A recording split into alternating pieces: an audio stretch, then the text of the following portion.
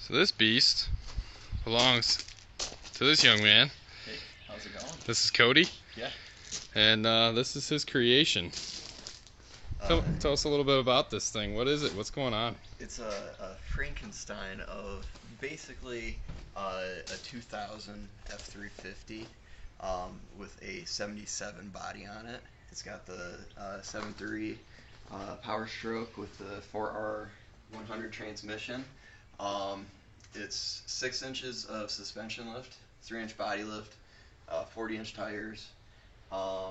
So I just sort of pieced it together and made everything sort of work how it needed to. I'm sure there's some improvements I'll find along the way, but for the most part, it's been working pretty good.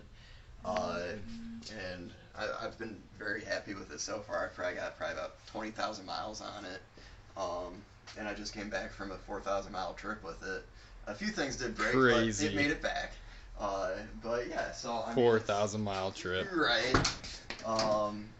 So it's sort of just put together. It's got just more modern seats. The steering column is, of course, the 2000. Basically everything electronic, and basically everything's from the 2000 with a 77 body on it. The patina. Exactly. So nice. Yeah. But really clean underneath too. Yeah, tried cleaning up the underneath of it, and love the look of the wheels. Yeah. But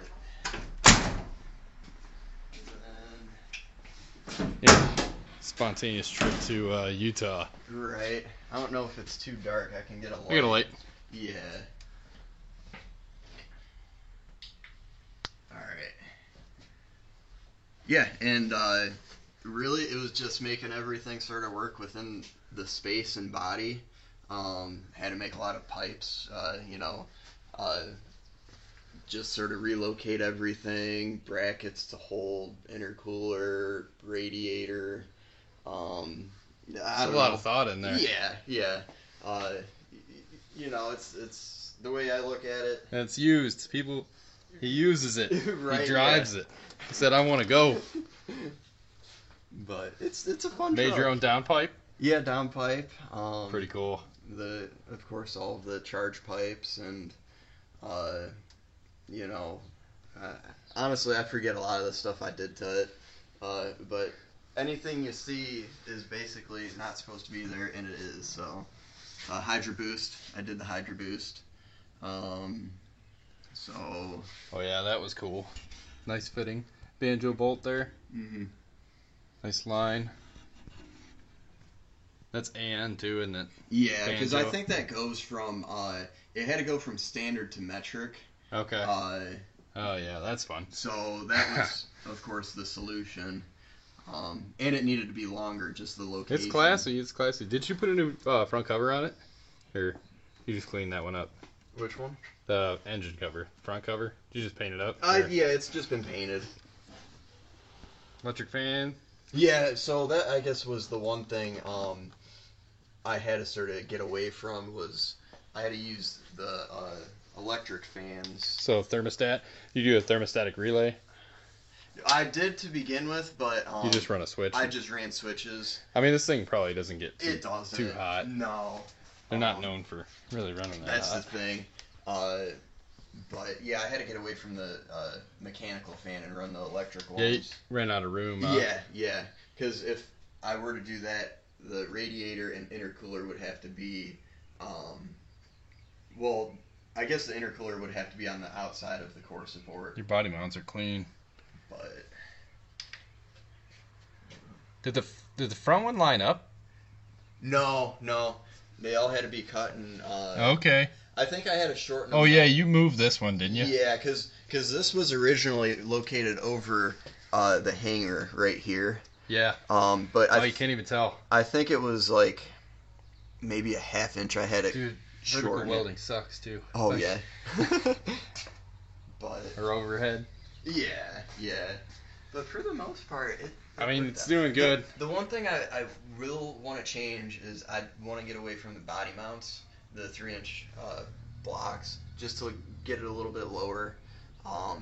More drivable. Yeah, more drivable. I mean, you've got the wheel clearance. Yeah, that was just a For setup. a quick solution to not cutting the firewall. Yeah. But now that you. Yeah. Well, speaking of cutting a firewall, what other firewalls cut around here? Well, we do have the 57.